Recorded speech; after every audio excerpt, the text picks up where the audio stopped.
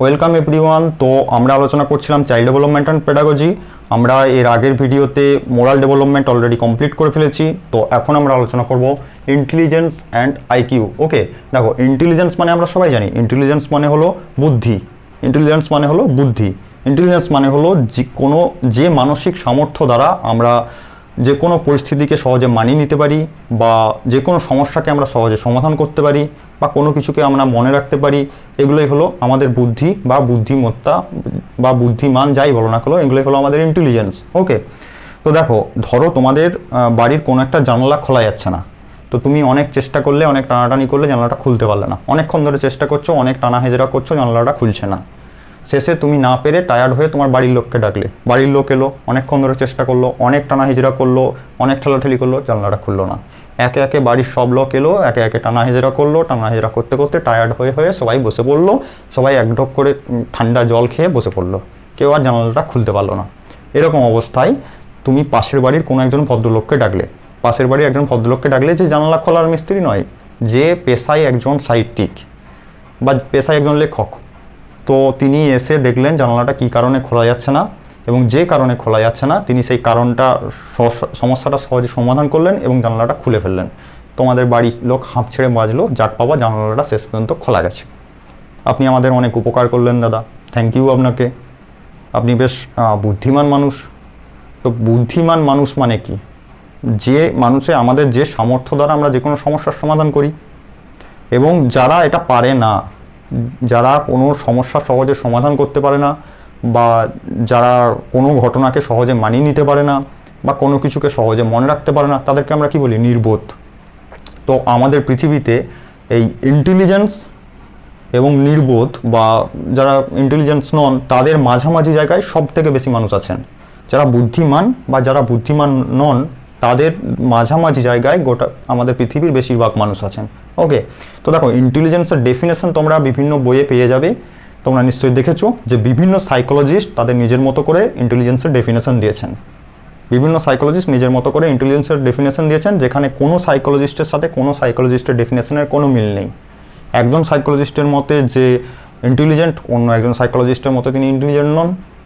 তো এই নিয়ে 1905 সালে ফ্রান্সের গভর্নমেন্ট সমস্যায় পড়লেন, যে কারা ইন্টেলিজেন্ট কারা ইন্টেলিজেন্ট নয়। তাদের সমস্যাটা হলো তাদের প্রচুর স্টুডেন্ট ফেল করছিল। অনেক চেষ্টা করেও গভর্নমেন্ট তাদেরকে পাস করাতে পারছিল না।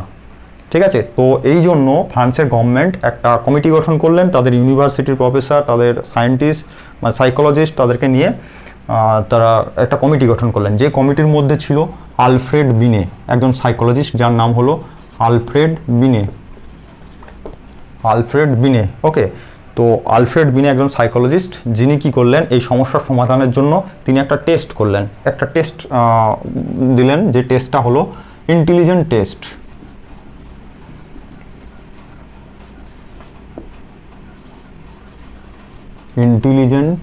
টেস্ট। ওকে, এটা হলো ফার্স্ট ইন্টেলিজেন্ট টেস্ট, যেটা দিয়েছিলেন আলফ্রেড বিনে 1905 সালে।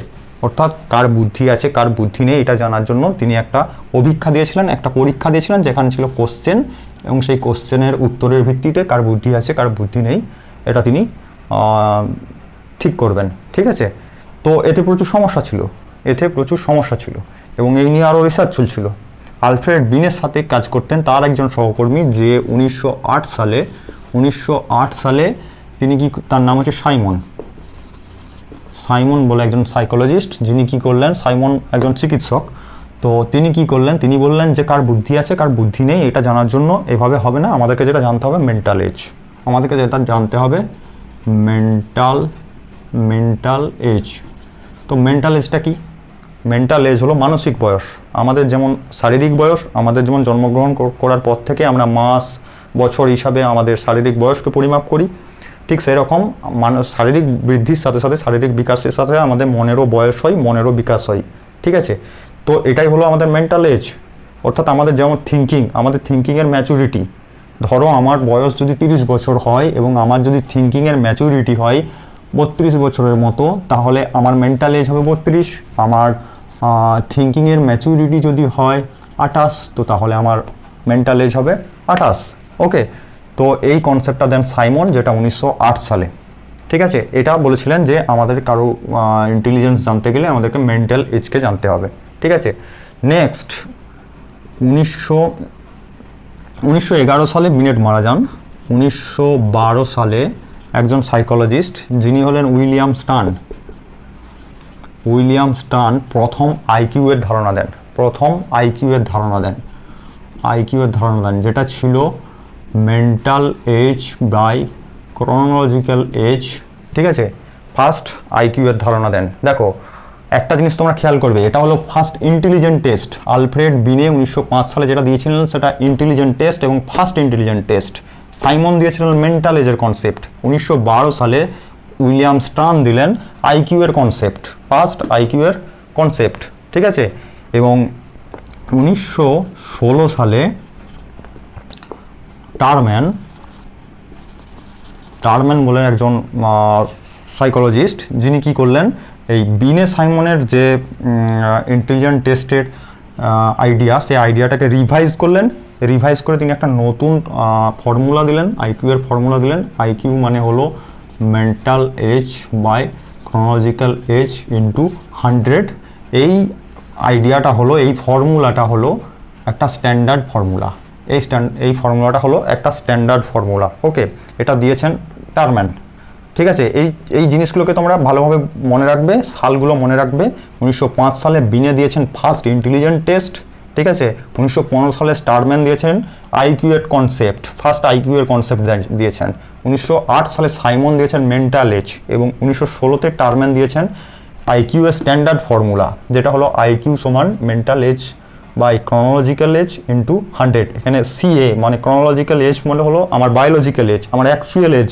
ঠিক আছে, ক্রনোলজিক্যাল এজ মানে হলো আমার অ্যাকচুয়াল এজ, শারীরিক বয়স, বায়োলজিক্যাল এজ। ওকে, আর মেন্টাল এজ মানে মানসিক বয়স। ওকে, তো এখান থেকে যে বিষয়গুলো আমাদেরকে জানতে পারি, যে বিষয়গুলো আমাদেরকে জানতে হবে, কোনো একজন ব্যক্তির মেন্টাল এজ সাথে যদি তার ক্রনোলজিক্যাল এজ অর্থাৎ শারীরিক বয়স, এই দুটো যদি সমান হয় তাহলে তার আইকিউ হবে 100। ওকে, কোনো একজন ব্যক্তির যদি মেন্টাল এজ তার ক্রনোলজিক্যাল এজের থেকে বেশি হয় তাহলে তার আইকিউ হবে 100 থেকে বেশি, 100-এর থেকে বেশি। কোনো একজন ব্যক্তির মেন্টাল এজ যদি ক্রনোলজিক্যাল এজের থেকে কম হয়, যদি তার ক্রনোলজিক্যাল এজের থেকে মেন্টাল এজটা কম হয়, তাহলে তার আইকিউ হবে 100 থেকে কম। এই তিনটে জিনিসকে আমাদেরকে ভালোভাবে বুঝতে হবে। এবার দেখো, মেন্টাল এজ হলো, ধরো কোনো একজন ব্যক্তির ক্রনোলজিক্যাল এজ মানে শারীরিক বয়স হলো 10 বছর, এবং তার থিঙ্কিংয়ের ম্যাচুরিটি মানে মেন্টাল এজ যেটা হলো 12 বছরের বাচ্চার মতো। ঠিক আছে, তো তার আইকিউ হবে এই ফর্মুলা অনুযায়ী মেন্টাল এজ, যেরকম mental age by chronological age, মানে এখানে আমি এরকম লিখবো 12/10 ইন্টু 100 সমান হলো 120। এবং দেখো এখানে আরও কতগুলো বিষয় আমাকে জানতে হবে, যে আমরা যেন দৈর্ঘ্যের পরিমাপ করি তখন তার একক হলো সেন্টিমিটার, আমরা যখন ওজন মাপি তার একক হলো কিলোগ্রাম। ঠিক আছে, আমরা যখন তরল পদার্থ মাপি তার একক হলো লিটার। সেরকম মেন্টাল এজের একক হলো মান্থ। ঠিক আছে, মান্থ। ওকে, তো 3 থেকে 10 একটা এজ গ্রুপ, 12 একটা এজ গ্রুপ, 14 একটা এজ গ্রুপ। ঠিক আছে, এই এজ গ্রুপে ভাগ করা হয়েছে। ঠিক আছে, এখানে এই আইকিউ টেস্টে এই এজ গ্রুপ অনুযায়ী ভাগ করা হয়েছে। এখানে বিভিন্ন কোশ্চেন আছে, যে কোশ্চেনগুলোর সঠিক উত্তর মানে হচ্ছে একটা মাস, একটা কোশ্চেনের সঠিক উত্তর মানে এক মাস। 3 থেকে 10 মানে হচ্ছে 2 মাস। 3 থেকে 10 বছরের একটা সঠিক উত্তরের মান হচ্ছে 2 মাস। একটি কোশ্চেনের সঠিক উত্তরের মান হচ্ছে 2 মাস। 12 বছরের জন্য হলো 3 মাস। ওকে, এবং 14 বছরের জন্য হলো 4 মাস। ঠিক আছে, একটি প্রশ্নের সঠিক উত্তরের একক হচ্ছে মাস। ওকে, এই হিসাবে আমাদের আইকিউ বের হয়। ওকে, আইকিউ আমরা বের করি। তো এই হলো আমাদের আইকিউ এর কনসেপ্ট এবং ইন্টেলিজেন্সের কনসেপ্ট। ওকে, নেক্সট ভিডিওতে আমরা একটা ডায়াগ্রাম নিয়ে আলোচনা করব। ঠিক আছে, তো চলো দেখা হচ্ছে নেক্সট ভিডিওতে। Thank you.